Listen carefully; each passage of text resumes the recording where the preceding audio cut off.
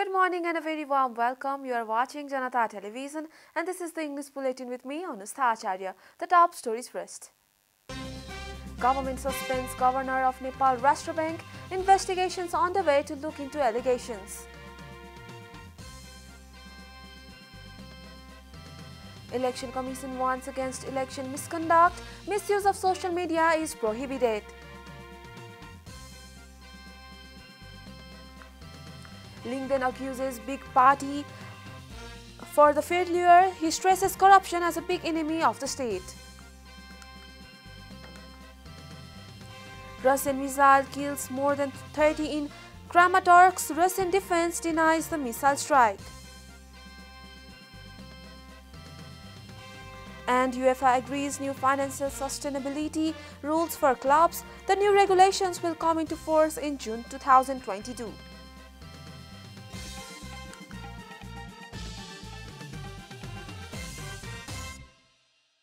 And now the news in detail. The governor of Nepal Rastra Bank, Mahaprasad Adhikari, has been suspended. Adhikari was automatically suspended after the government decided to form an investigation committee to probe various allegations leveled against the governor, including leaking of information to media regarding the finance ministry's recent decision on prohibition of luxury goods import. The cabinet meeting on Thursday decided to go ahead with the inquiry, the details of which were only recently known. A three-member panel will now undertake the investigation into the allegations. According to sources, Adhikari has been handed the letter apprising him to the government's decision. It is being alleged that Governor Adhikari is facing the challenges due to his existing differences with Finance Minister Janata Sharma in recent times. Minister Sharma had made a statement against some high-level NRB officials this morning at an event held in capital. Meanwhile, with Adhikari's suspension, his deputy Neelam Dhungana will officiate as the acting governor of the NRB. Adhikari was appointed the governor of the central bank by the erstwhile Oli government in April of 2020, prior to which he served as the chief executive officer of the Investment Board, Nepal. Election Commission has warned of severe action to those who will be observed running the political campaign against the Code of Conduct. During a press meet organized by the Election Commission, the Chief Election Commissioner Dinesh Kumar Thapalia said that the act of intervening the Election Code of Conduct will not be spared. He further added that such culprits will be prosecuted as per the law regarding Election Code of Conduct violation. Election Commission has given the responsibility to CDO for the observation and enforcement of Election Code of Conduct. Thapalia further added that CDO and District Returning Officer will be working as a member secretary until the appointment of officers and establishment of Election Officers Office. निर्वाचन अधिकृतको कार्यालय स्थापना भएर जिम्मेवारी ग्रहण नगरेसम्म सम्पूर्ण आचार संहितासँग सम्बन्धित स्थानीय तहमा रहने समितिको काम कर्तव्य र अधिकार प्रमुख जिल्ला अधिकारीले प्रयोग गर्ने गरी र सदस्य सचिवको भूमिकामा जिल्ला निर्वाचन अधिकृतले भूमिका निर्वाह गर्ने गरी अधिकार प्रत्यायोजन गरिएको छ। भोलिदेखि नै त्यो तदारुकताका साथ कार्यान्वयन हुन्छ। Election Commission has made it clear that to become a candidate for central government, state government or local government, the individuals should not have received any perks from the government. Similarly, Election Commission has also informed that social networks can be used as a means of publicity for election but should not be misused. RPP Chairman Rajendra Lingden has accused the big parties of Nepal of failing. Addressing a public meeting held in Kathmandu yesterday, Chairman Lingden said that RPP was not allowed to fail despite the failure of big parties, stating that Nepal was a victim of an undeclared alliance of limited leaders. Chairman Lingden accused the undeclared alliance of the Congress UML and the CPN Maoist of being a factory for producing unemployed people. Chairman Lingden said that the biggest enemy of the country was corruption, adding that bribes had to be paid to pay taxes. Chairman of RPP and Kamal Thapa has said that the party is willing to participate in the upcoming local elections with a symbol of CPN UML. He was speaking at the local level election manifesto and election symbol unveiling ceremony held in Kathmandu on Friday. He also said that operation with the CP and UML for the local elections has been completed at an early stage. Chairman Thapa also urged the leaders and cadres of his party at the local level to move forward by cooperating and coordinating with the CP and UML. He said that the party was the view that the UML would rise with the election symbol when there was coordination with the CP and UML in the local elections. Chairman Thapa said that there should be a national consensus for Nepal to maintain Hindu country. He also demanded that a national referendum be held along with the forthcoming parliamentary elections to understand the direct opinion of the people about maintaining secularism or maintaining Hindu country if there is no national consensus on maintaining Hindu country.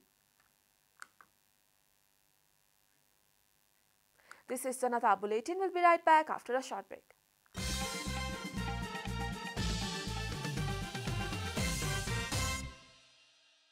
Welcome back after the break. We continue with other national news.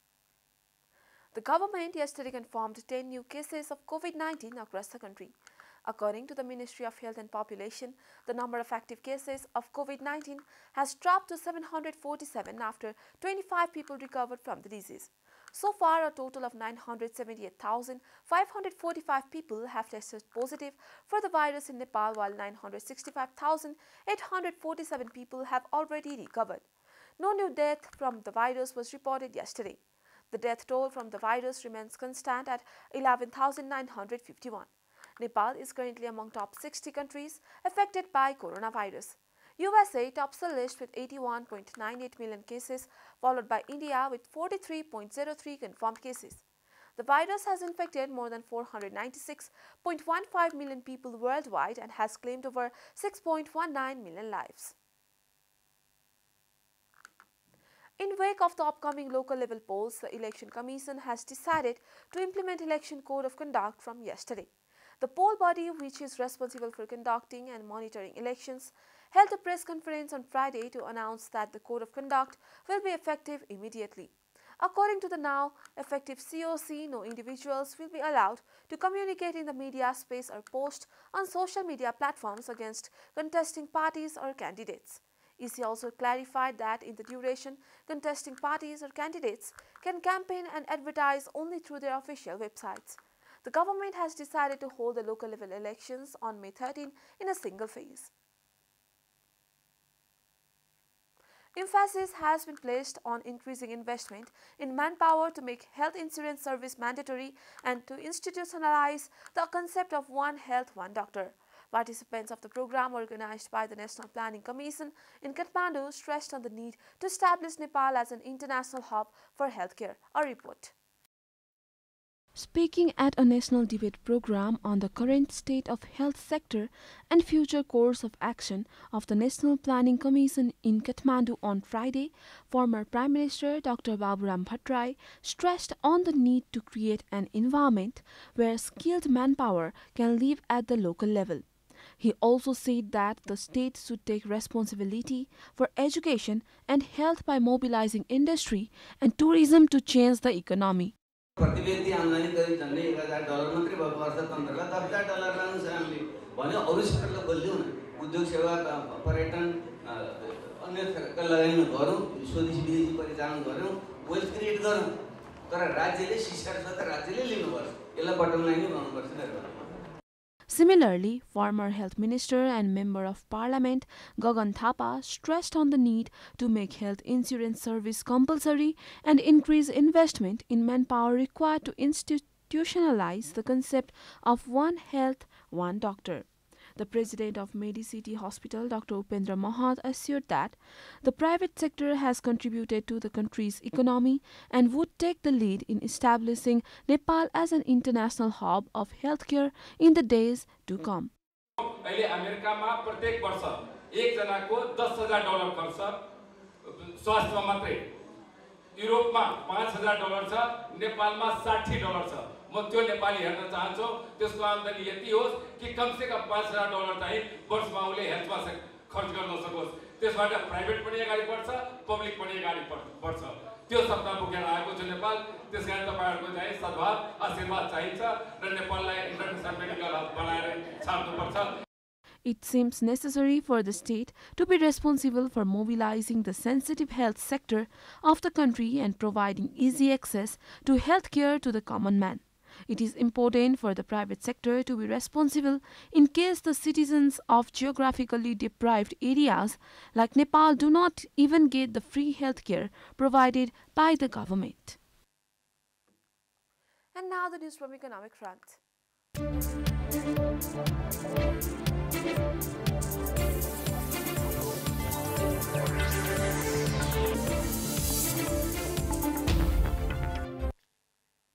The Ministry of Labour, Employment and Social Security has put forth a number of recommendations to encourage remittance inflow through formal banking channels.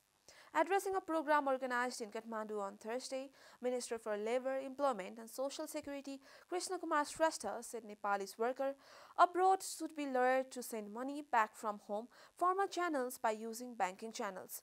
More remittance would ensure adequate foreign exchange reserve and sufficient capital in the banks, he added. Minister Rastra argued that the state should treat the migrant workers in a dignified manner to receive remittance through formal channels in the remittance cost and establish branches of Nepali Bank in the major cities of the labour destination countries.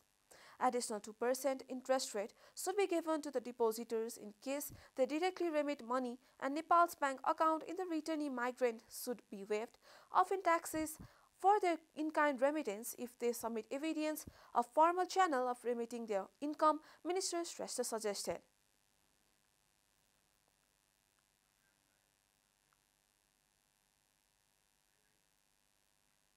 Time for a short break here at Janata Bulletin. Stay tuned for international news.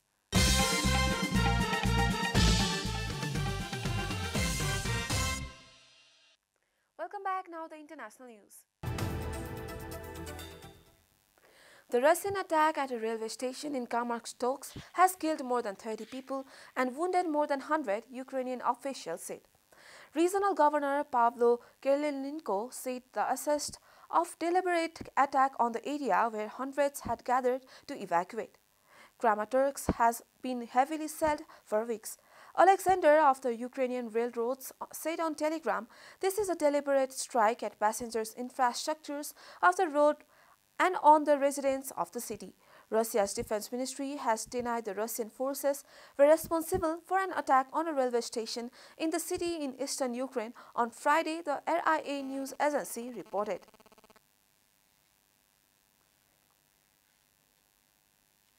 Hit by a deepening economic crisis, people in the formal settlement of the capital Colombo say that they are eating half of the way they used to as food prices have doubled in less than a year, a report is grappling with its worst economic downturn in decades. The foreign currency crunch has left President Rajapaksa's government unable to pay for fuel imports and other essentials.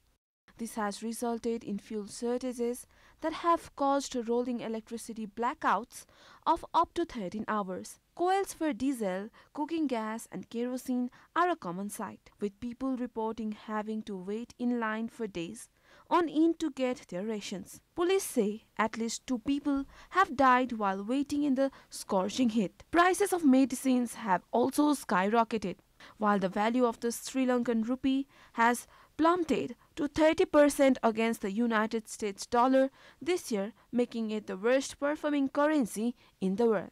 The Rajapaksa's government has turned to the International Monetary Fund for a bailout and is also seeking financial assistance from India, which provided a $500 million credit line for fuel imports in February and approved a second $1 billion credit line to help each shortages of essentials in March. But this has done little to end the crisis, and protests calling for the president's resignation have broken out across the country since early March. You are watching Janata Bulletin, and now the latest from the world of sports.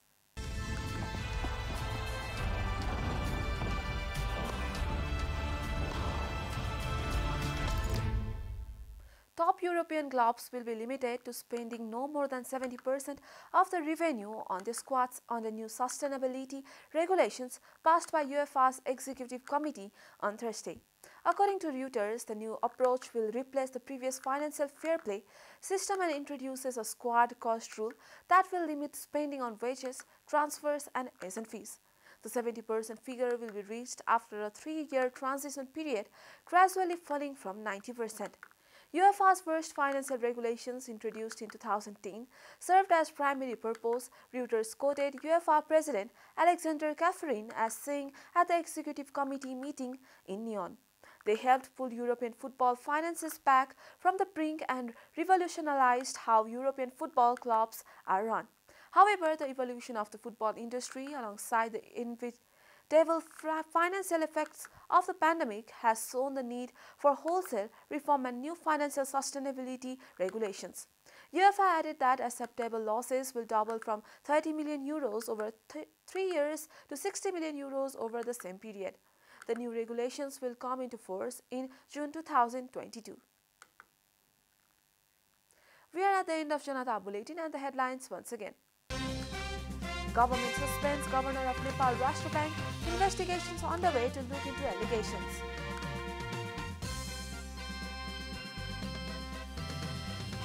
Election Commission warns against election misconduct. Misuse of social media is prohibited.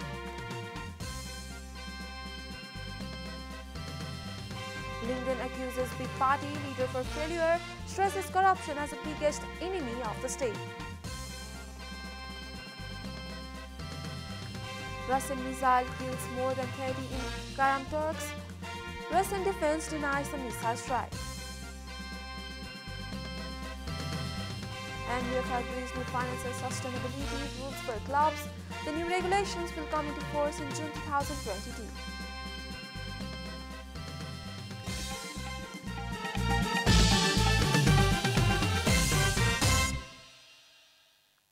And that's all from the English News Desk for today. You can follow Janata Television and our programs on various social media platforms, including on our website janatasamachar.com. Keep watching Janata Television. Namaste.